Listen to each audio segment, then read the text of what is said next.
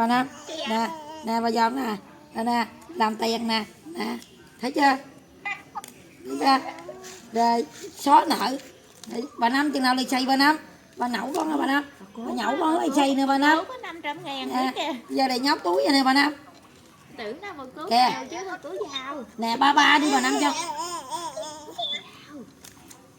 ba đi, ba đi, đi nè, bà Năm đi, nè. Đó được chứ. Rồi cắt đi. Cho đi. Tờ này cắt đi. Dạ nè bà Năm, ba nó nè làm cái bóp xóa nợ nữa, thấy ớt chưa, thấy ớt chưa. Hả? Ba đi bà Năm, ba cho tiền kìa, bà Năm chuyển khoản, ba đi, ba đi, Dỗ là dễ rồi. ba đó bà Năm, nè ba đi, bà Năm, bà Năm cho tiền, ba đi, nè. Út cô nãy cho 500.000.